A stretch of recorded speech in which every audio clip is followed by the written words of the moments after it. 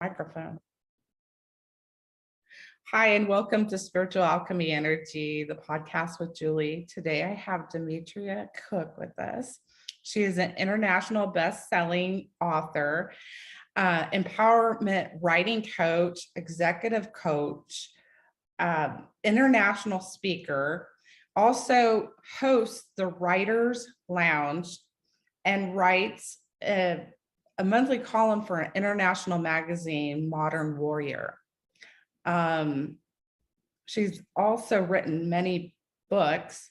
Obviously, if you're an international bestseller author, you've got to sell some books, or write some books. And some of those are, she's done contributions to the Blue Talks Presents, Business Life and the Universe with Corey Poirier.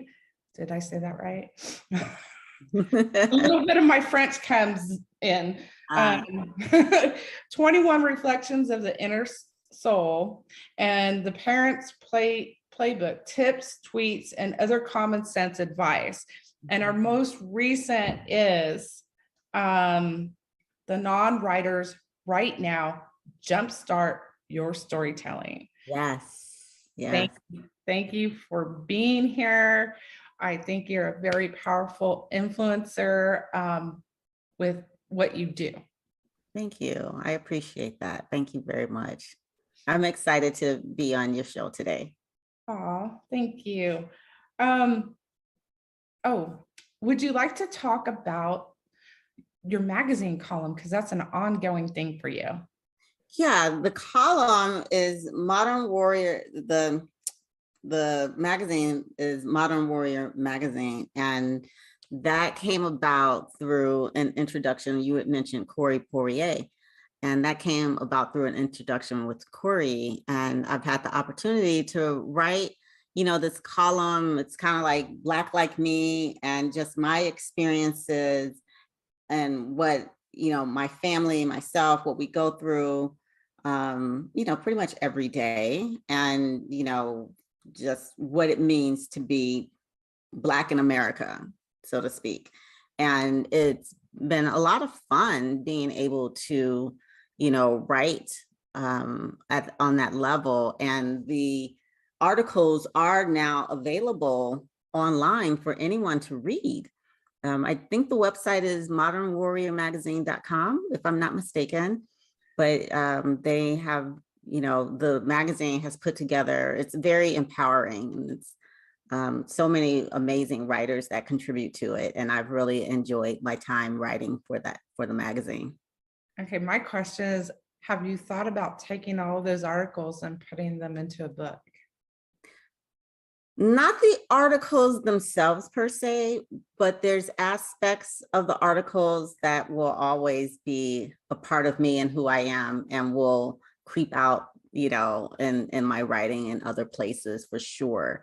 And it's, everything we do is a collection of who we are. And so I think about that in terms of, I just started picking up my journaling again, because I believe that that's really powerful and really important. And so, and I have books, like stacks of journals that I have. And sometimes I think about, okay, who's going to read these once I'm no longer here? I was like, it doesn't matter, because these are my thoughts. This is what's happening in my life. And it's just who I am. And so being able to journal and just enjoying that catharsis per se, and to be able to get your thoughts out and to really just have no boundaries in terms of what you're feeling and how you want to express yourself, or how I'm expressing myself, is really important to me. And, a lot of times people say they have a hard time journaling. Like, what do I write about? How do I get started? What do I do? And it's more about allowing yourself to just free flow your thoughts and to get out of your own way, so that you can, connect with who you are and what you're feeling. And so I know for me, when I am journaling and I am writing, it just comes out, it flows. It's like the energy, the information is just being channeled through my body. And so I don't have to sit there and think, okay, what do I need to write about? It's what's going on inside, and that I want to get that out and I want to express that. So it's amazing. It's really powerful. And I would suggest everyone should journal. And I do my journaling at night, before bed.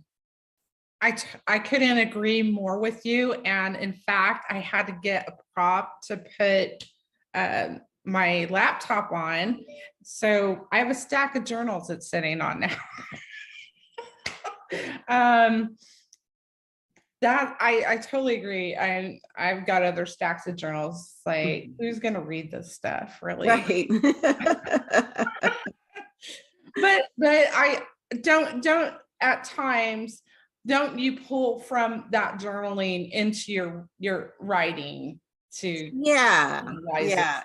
Yeah. Because when I journal, the characters are real people. And for me, I love character development. I love understanding humans, who we are as individuals, who we are as a people. And so I observe a lot, and I really think about the people who are around me and what they're saying and what they're doing. And for me, when I'm journaling, it's not just third person per se. It's actually, I actually write dialogue in my journals too. So I remember what was said, and so I write some of that dialogue exchange in my journals. And so if it's a situation where I'm speaking to someone, then I literally write out part of that dialogue, what I said, what the other person said, what the reactions were, what the feelings were, etc. And for me, that's just who I am. I am such a people person in that way, that I notice things like that. I notice, the ticks and the quirks and the things like that. And so it just makes a better, more full, more complete, person or character. If I were to take those pieces from my journal and to actually create a story, then I have a lot of that character development already in there, because that's naturally how I tend to write. Very interesting. Yeah. So do you write nonfiction then? I write nonfiction and I write fiction. And the first manuscript I ever wrote, I haven't published it yet. I'm working on editing it right now. And that was, I love this book so much. It is probably my favorite piece of writing I've ever done. And the words just flowed out of me. I think it's like 300 pages, and I just wrote and I wrote and I wrote. And the characters are, gosh, I love all the characters in there.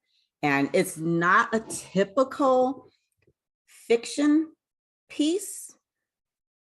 It's more like a fiction, nonfiction. It's not based on anyone that I know, but the characters are so real in terms of what's happening in the book. And it's about family life, it's about relationships, it's about connecting. And so I dive into each of these characters' relationships with one another, and how that pans out in terms of like rediscovering who they are. Like the main character, it's a journey for him, and he's rediscovering who he is as a person. So we see him as a young boy, and then we see him grow as a man. And that is not it's not a traditional kind of, it's hard to explain, like fiction book that you would just go to the store and pick, oh, I'm going to read this book of fiction. It's a little bit different in that regard. It brings a lot of reality, a lot of truth into it. Mm-hmm, mm-hmm. Yeah. One scene I'm describing, like downtown Los Angeles, and I'm describing just the sidewalk and the movement of the trees and the night, what's happening in the night sky and the noises around. And what he is seeing and what he's hearing and things like that. Yeah, it's writing is how do I want to put this, right? It's an amazing thing. It's such a amazing feeling. And to be able to touch other people with your words and to give them joy and that connection that they have with what you're writing.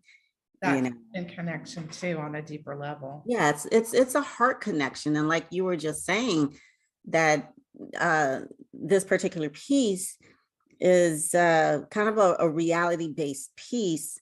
And I see it as people being able to connect with this man's experience as like a true fiction piece versus it being, okay, this is just fluff and and fiction. So yeah.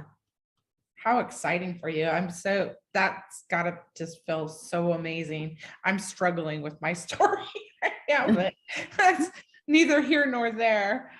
So you're so into journaling. So one of your books is actually 21 Reflections of the Inner Soul, which is a journal book. Yeah. Was inspired by something that happened to you. Yeah, so I wrote 21 Reflections of the Inner Soul. It's kind of my memoir. It's different. There are 21 reflections that I have, and the first reflection is enlightenment, and the last reflection in the book is hope. And so I take you on this journey from enlightenment to hope. And in between, there's things like beauty and magic and forgiveness and fortitude and things like that. And so for every reflection entry that's there, I also added a journal entry so that you connect with that particular reflection. And so with enlightenment, I tell the story about how I became enlightened with, my relationship with my mother and things that were going on in my life at that point in time. And so every story is a personal story, a journey that I've gone through that is around that particular reflection. And then I have the reader journal. I have a journal prompt in which they can write their experience around that. And then to be able, and also to create an acrostic poem that's also in there where they can write down. So you have enlightenment, so E, and so you just write out, what that means. Yeah, for you. Mm-hmm. Okay, interesting. I never heard I've done that before. I didn't know what it was called. So thank you. I learned something new today. So you also wrote, I'm assuming, are you a parent? You know what? I am not a parent per se. I am a parent of many kids as an educator. So I've been in the field of education for a long time. And so when I wrote Parents Playbook, Tips, Tweets, and Other Common Sense Advice, it was from experiences with working with the kids, experiences working with other educators, and experiences working with parents, and putting that all together and looking at it from the lens of how, as a parent, how should you best communicate with your child? How can you support your child in a situation if it's a bullying situation? How do you best support your child, as a tween and a teen? And what does that look like, sound like, and feel like? How do you create that space to be communicative with them? And that's a piece that it was really important to me. And again, in Parents Playbook, I also create space for the parent to actually write down and journal what's happening in their life and their teen's life, and their short goals, long-term goals, etc.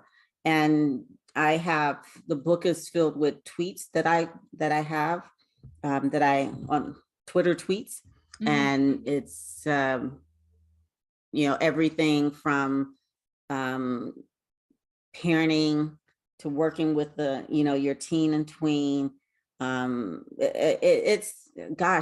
probably over 100 Wow. And there's like little snippets of advice and about how to support and what, and what you should do. But it comes from a place of love of children and wanting them to have the most and the best support that they can have, from their family. Because I know that parents often struggle with how to communicate with their kids. And, being a tween and a teen, those are some difficult years, right? So, I mean, we can all think back about our, tween years and our teenage years. And so I wanted to give parents, an additional tool that they could use to be able to say, hey, as a reminder, let's think about this. I should be doing this, reminding myself, these are some of the things that can help me as I begin on that journey with my tween. It's, I have 2 grown boys. So to elicit deeper conversations with them was, difficult at times because they don't want to share, So this sounds when you start early and you create that space, and it's not necessarily, your child comes home and you want to sit down and have a conversation with your child. That's not necessarily going to work with every kid. So you have to be very, very strategic and conscious of how you're having these conversations.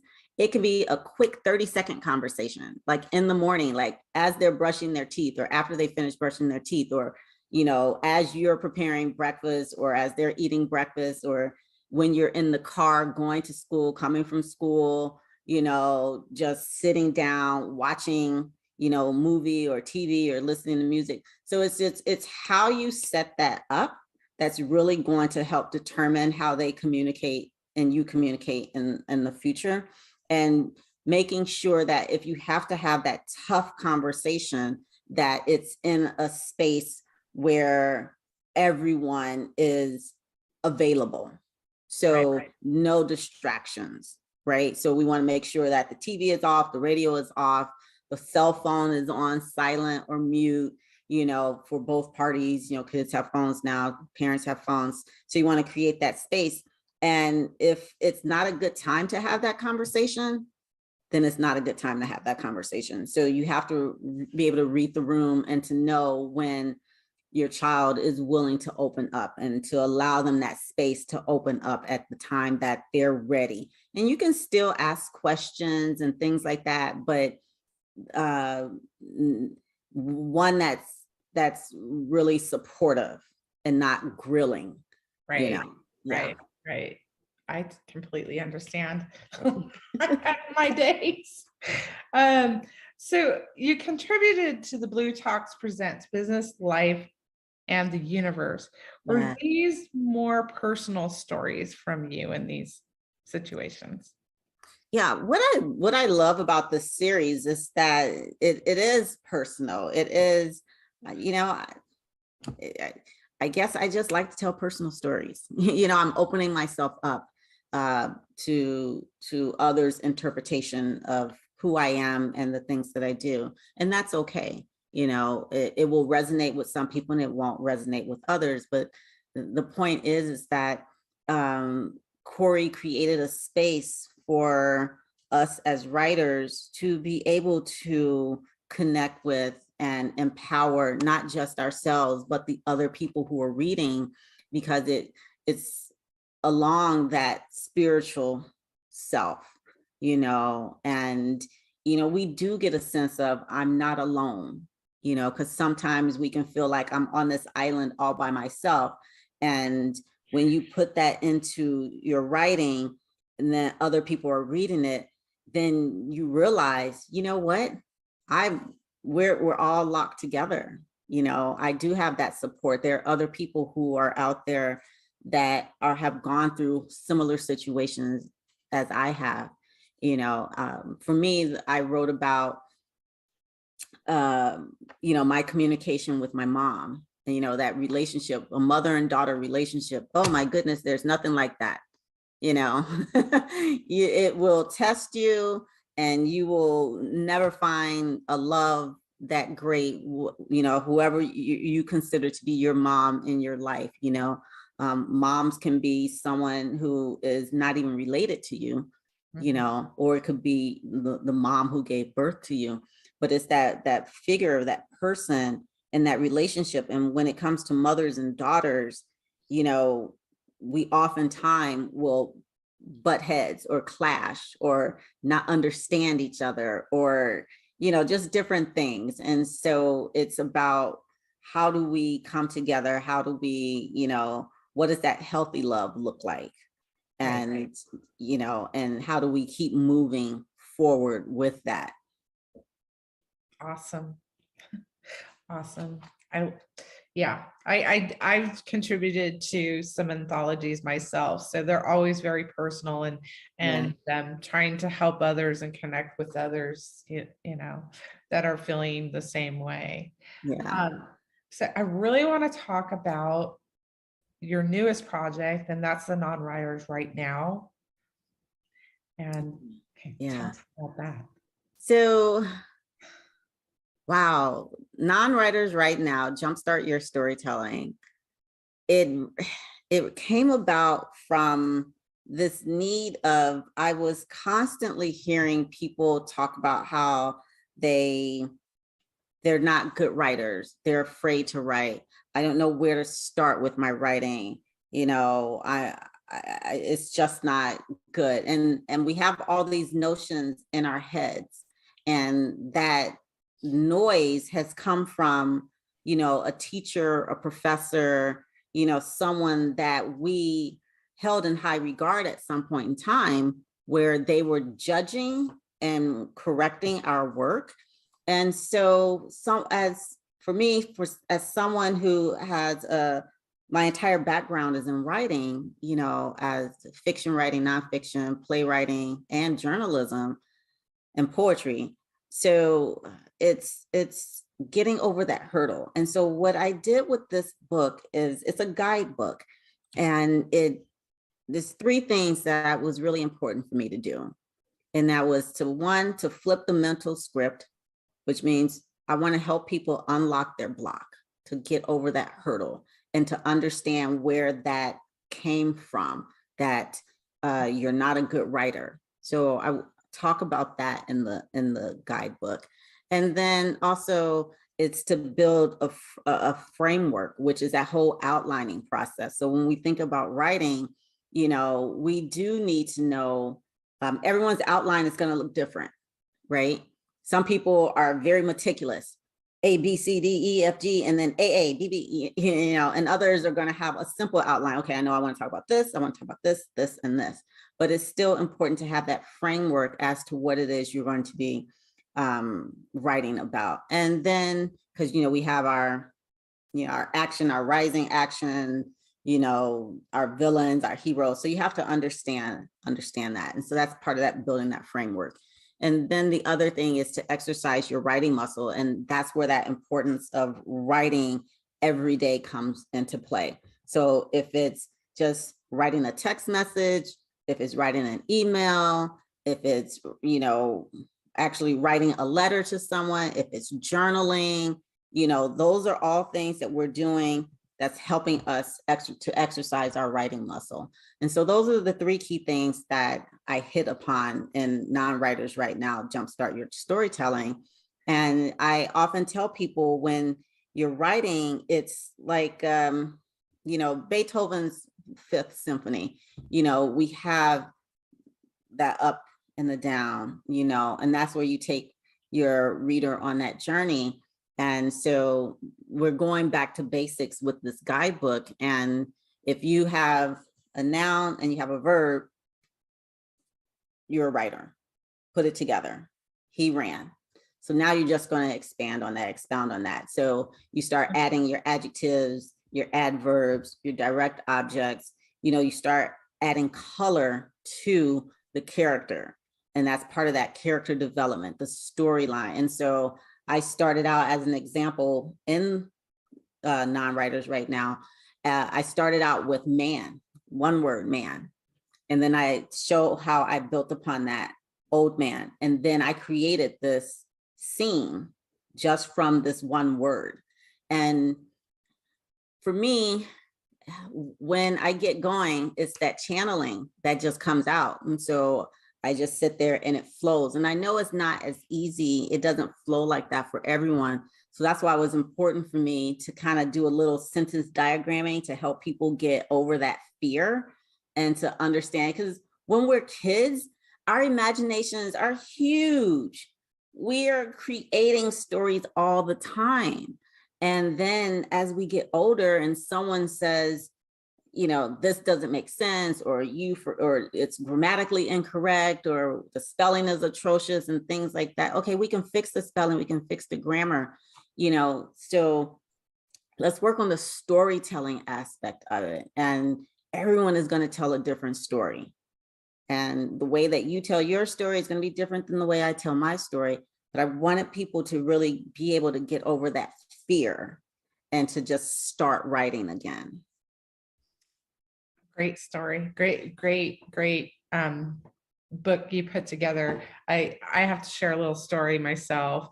Was it last year? No, I think it was 2020. I hired an editor to help me, and or a writing coach, and I cried for 2 days. And I was putting this podcast together, and I kept coming, Spirit kept like, hey, you need to read this book. You need to ask this guy to come on your show. So I get his book and I start reading it. And then I notice there's no table of contents. There's absolutely no chapter breaks. He just wrote a story. Mm. And I'm like, okay, I'm giving up this coach. I'm just going to do what I wanted to tell my story. So, did we touch on the power journaling? Because I think that goes hand in hand with what. Yeah. You know, so the journaling is that, you know, you are able to get your thoughts out, and then you can always go back and you can, if you're writing a story, especially if it's a piece of fiction, you know, I'm sorry, nonfiction, it's your story, you know, you want to be able to go back to your journaling and your diary and see what it is that you wrote, you know. And now, you know, people use their phones to write on, you know, you have the notes field. If you have like an Apple phone, you can write in notes and things like that. You can do dictation, or is that the right word for it? You can speak into your phone and it'll just, you know, write it out for you and things like that. Because we're in such busy times that sometimes physically writing something, you're not able to, but you got to get that thought down. Mm-hmm. Oh my gosh, I cannot even tell you how many times I have woken up in the middle of the night and something just comes to me and I need to write it down. I need to get it out. And I have my notebook by my table, on my nightstand. And so I'm able to do that. And I also have my phone, and I'll just pick it up and I'll just start typing it in. And it'll be an hour later. Literally, I wake up in the middle of the night, maybe 2:00 in the morning, and I have just written something, you know, over the past hour and a half. And for me, once I start, I have to finish, because I will lay back down and I'll start thinking, okay, I need to add this. I need to do this. This needs to be there. And so I'll have to pick it back up. So I've learned that if it's moving, I need to just write it down. And that's why it's important to have that journal by your bedside. If it's your phone, if it's a actual notebook with a pen, you know, just keep it there, because if something comes up, you want to be able to remember that and to really go back and look at it and see how you're going to use it, if you're going to use it in any of your writing. So yeah, journaling is extremely important. Okay, so I wanted to ask you about script writing, because you do have a background in that as well. And yes. So my script writing background is in playwriting. And so and there's differences between people who write film and television and people who write plays. And so when you go to the theater, you'll notice that it's very dialogue heavy. it's not a lot of action per se, because people have to move around a stage and there's only so much space to do that. And so the actor really has to be able to portray what the writer is trying to say, through their words, through the dialogue, through their actions with their hands, their mannerisms, their eyes, their stance, their body language. And so and that's why I love playwriting so much. And I'll come back to that. And with script writing in terms of like movies, it's more the action pace, it's pictures. What are the pictures that you see? And so it's all these little itty bitty pictures being put together that form this movie versus it relying solely on the dialogue. You can even just think of action movies, right? So you have the action of things are blowing up, jumping over here, just whatever it happens to be. That is actually telling the story. It's not necessarily what that actor is saying, because you're getting the picture, you're getting the story from that action. It's a huge part of it. So with the stage and playwriting, it's the reverse. So you really have to have dialogue that can stand on its own, that the actor can really, no pun intended, but sink their teeth into, and to create that sense of feeling, because they have to be able to put out an emotion or a sense that you as the audience member is going to be able to receive and know what is happening and the power and what's going on inside of them. Because if they're not able to relay that message to the audience, then it's going to be a failure. But it's important that, the words, the dialogue, and the actor and, the director, et cetera, everyone comes together to create that picture, with as little action as possible. Interesting. Yeah. And one of my favorite playwrights, and I'm a minimalist playwright in that regard, because I love, Samuel Beckett. He's one of my favorite playwrights. And when I think about playwriting, it's not what's on when he writes, it's not what he writes, it's what is not, that hasn't been written, that really is telling the story. So in that regard, and you're creating that for yourself. And I love David Mamet, August Wilson, just so many amazing playwrights that are out there. But I do love classic playwriting. That's fantastic. I want to try my hand at script writing. Yeah, it's its own art form that you really have to understand what that looks like. And there's some really amazing script writers out there, and it's a craft. Not everyone can be a playwright, not everyone can be a script writer.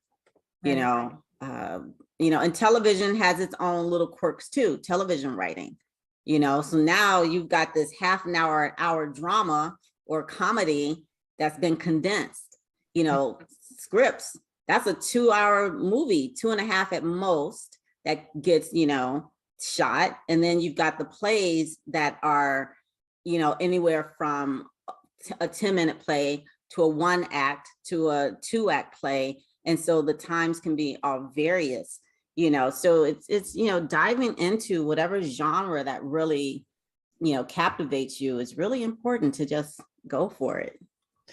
Wow. I'm inspired. Good. Good. I do need to get back to my writing. So what's your favorite genre to read? My favorite genre to read.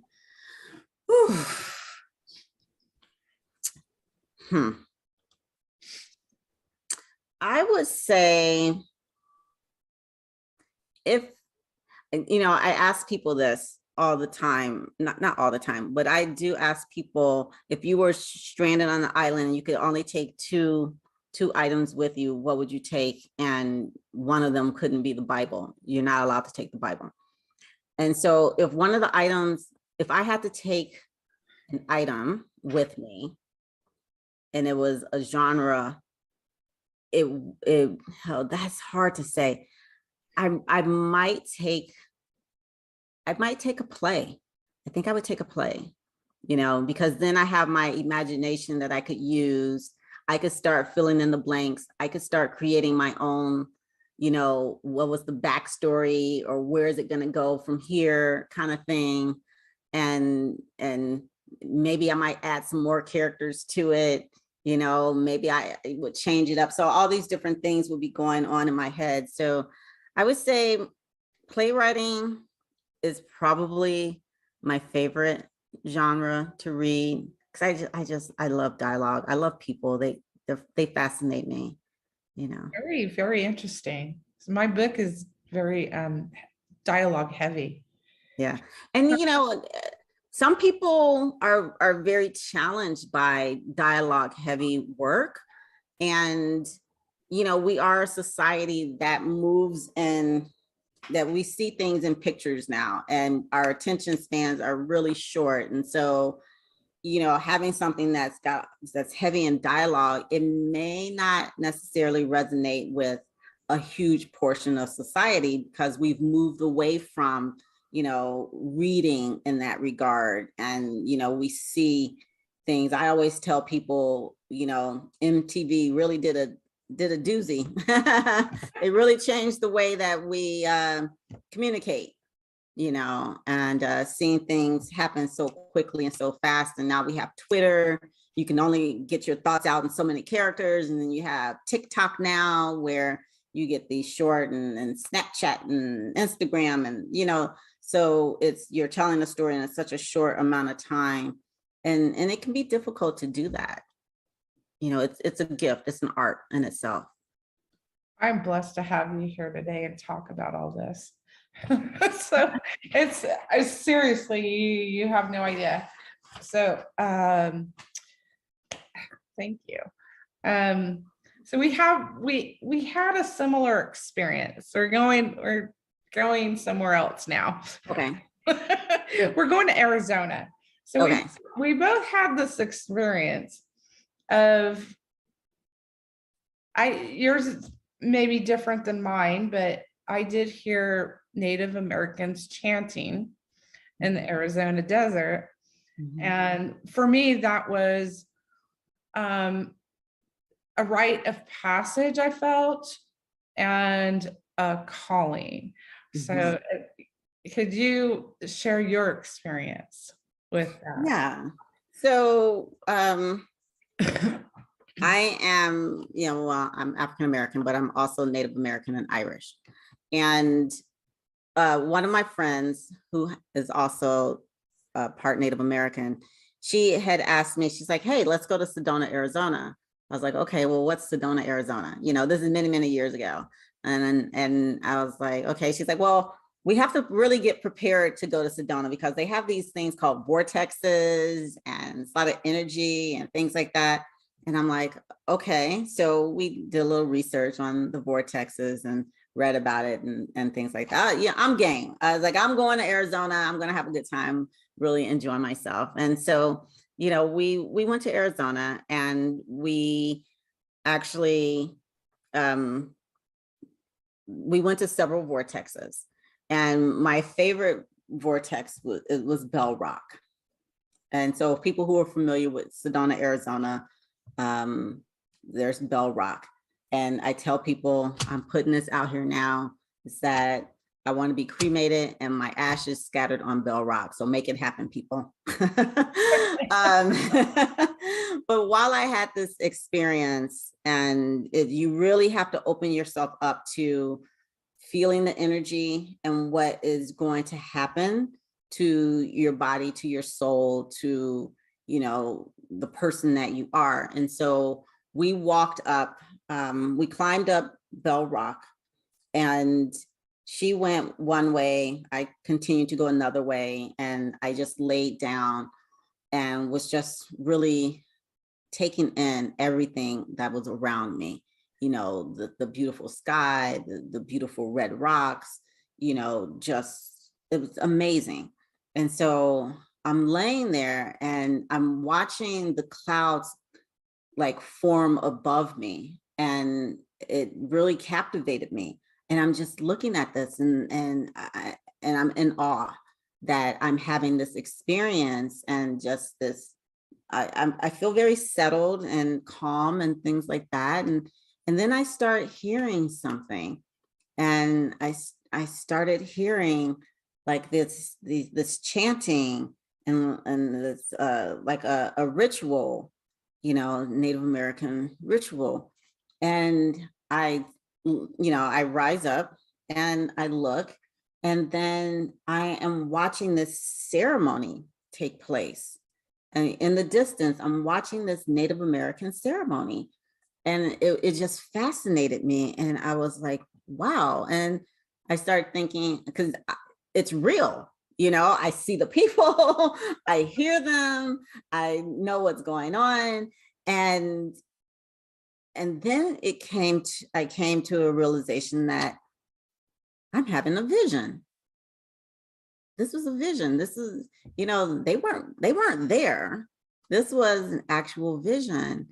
And it was so powerful and so like unbelievable, you know, to know that I just had this experience and this connection, and to really be honored for that to have happened for me. Because, you know, many people can, you know, we all have different experiences, but how many people can say they actually had a Native American ceremony experience that was a vision?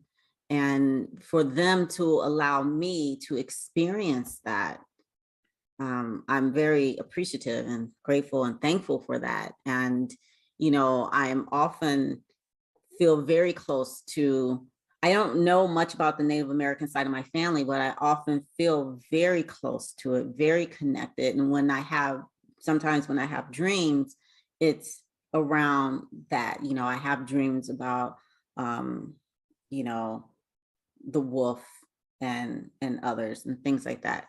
So having that experience, it changed me, it altered me. It really, I knew that I was different.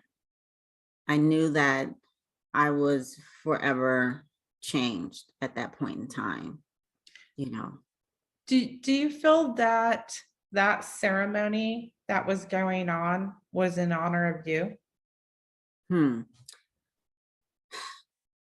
You know, I haven't actually thought about that in that regard, but now that you mention that, yeah, that was a way for them to connect with me and to honor and celebrate me and who I am. And yeah.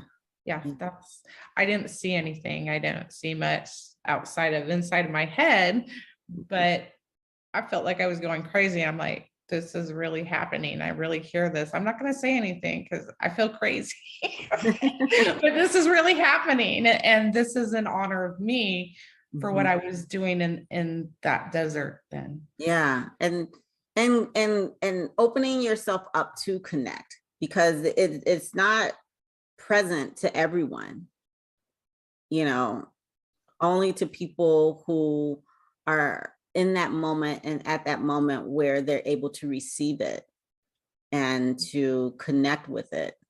And so, I mean, it's like I can see it right now, I can hear it.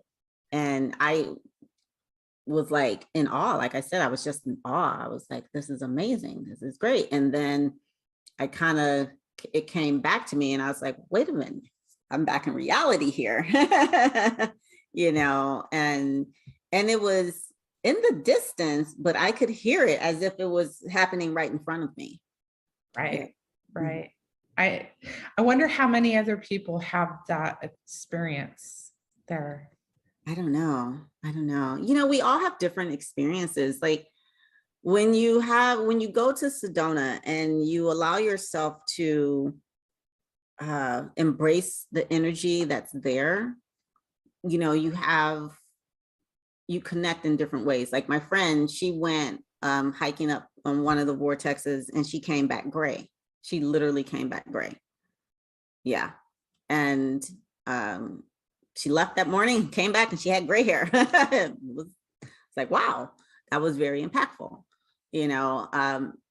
But you have to, how do I say this? It's like when you open yourself up to the energy, like I can see energy, right? Especially when I'm there, I can see the energy in the waves moving. And, you know, I started being able to run energy through my body, just connecting with, you know, the earth. And, you know, I remember a time I was with a friend of mine and we were driving, it was really cold. And I was like, man, it's cold in here, you know, it's cold outside. I was like, okay, I need to warm up. And for whatever reason, I don't know if the heater wasn't working, whatever. And I said, you know what I'm going to do? I'm going to run energy through my body and I'm going to warm myself up. And so I sat there, I concentrated, and I connected with the energy of the earth. And I ran that energy up through my toes, the soles of my feet, through my ankles, through my, you know, shins, etc., until, you know, all the way to the top. And I was no longer cold because I set that intention that I was going to run this energy to warm myself up through my body. And to and then he looked at me, he was like, are you cold? I was like, no, I'm fine now. You know, I was like, I just ran energy through my body, you know. And but it's a matter of understanding how to do that, and what that feels like, you know, for yourself. So was that the first time you had visions, or did you No, no. When I was a kid, I used to when I was a kid, I used to talk and play with one of my aunts, and she was always there. Just love her, love her, love her, love her. And she would, you know, tell me different things, and we would, you know, when I would go places with my family, she was there too. And and it was just always nice, and it was always fun. It was always comforting to have my aunt with me. And I remember telling my dad about this. I was like, you know, and he's like, well, how do you remember? Because he said, she passed away when you were 2. I said, no, we've been hanging out. And I was like 6 or 7 years old, you know, like throughout my young childhood there. And so I started describing and, you know, saying these different things. And he was like, okay, well, I guess you do, you know, you remember, you know. And that's because she would be there. She would come to me at that point in time. I didn't know she wasn't real. I mean, I take that back. She was real, but she wasn't physically with us at that point in time. But she was there for me at that time. And then same thing with my grandfather. So sometimes I would see him and feel his presence around me, because he passed away when I was very young. And I just remember seeing him. And there's just so many stories, too many stories to even get into. right? So does the spirituality, these gifts that you have, does this come through in your writing at times? It does. And you know, the manuscript that I haven't put out yet, it is very evident in that particular piece that I wrote. It's extremely evident. And that's why I say it's fiction, but it's kind of nonfiction, kind of based kind of thing. When I if anyone follows me on Instagram, what I have, the majority of my posts, if it's not about my writing or if it's not about my books, then I have these just posts that I have. And those were all channeled, the things that I write about, those are things that I channel. Like even my dad at one point, he's like, where are you getting all of these? Where are you getting all of this? I was like, it's me, I'm writing it, Uh-huh. and I had someone else ask me, and she was just like, how do you come up with this? And it's like, it's not about coming up with it. It's about what I'm being, told, or what I hear that I should be expressing at that point in time. And so many of the things that I write on Instagram is from channeling. It's those things that have been channeled, through me and onto the page. Interesting. Very interesting. Yeah.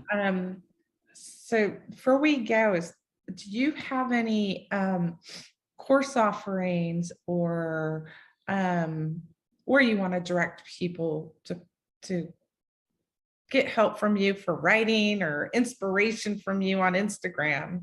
Yeah. So my website is www.dimitriacook.com. And my Instagram, you can find me through my first and last name. I think it's Dimitria L Cook. And then also on my public Facebook page is Dimitria L Cook. And, I really support writers, and the Writers Lounge with Dimitria is I interview writers and we talk about the craft of writing and how, writing has shaped who they are in their careers. So if anyone's interested in becoming a guest on my show, they can reach out by sending me an email to info@dimitriacook.com and just put in the subject line, Writers Lounge query or Writers Lounge guest. I do work with people on speech writing if they're interested in working with me as their empowerment writing coach, and I can help you, craft your speech. I don't write your speech, but I help you put shape to it, and so that it's the most impactful that it can be for your audience. And again, you can just email me at info@dimitriacook.com. So those are different things. My writing course is in the works, so I don't have that out just yet. And but definitely reach out to me on Facebook, on Instagram, follow me on Twitter, connect with me on LinkedIn. And again, it's all, you can do a search on my first name and my last name. And please go buy her books at Amazon.com. Yes. You can find Non-Writers Right Now, Jumpstart Your Storytelling on Amazon.com. You can find it on Apple.com. It's also at BarnesandNoble.com, and then internationally at some different places. And 21 Reflections of the Inner Soul and Parents Playbook, Tips, Tweets, and Other Common Sense Advice, they are on Amazon.com. So go out there, support other artists, other writers. I write reviews, love reviews. One of the important thing is as a writer, it's not about necessarily everyone enjoying what you write, because it's going to affect everyone differently.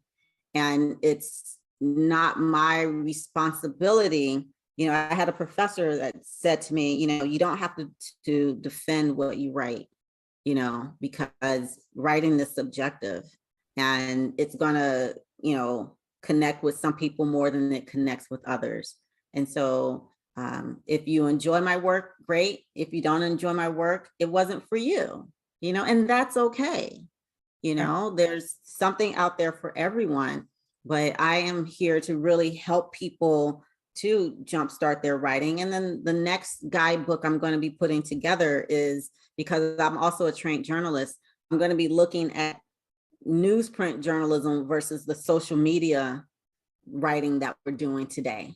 So Twitter and all of that versus what does it mean to be a print journalist. So Very awesome. And I'm going to share all your links when I publish this on audio and video, Awesome. and as well as your link tree links. So Yes. Yes. I'm so honored to have had you here today and had you share all your wisdom and your experiences today. Thank you, Dimitria. I appreciate it. Thank you. And we're just going to say goodbye to the audience, and we'll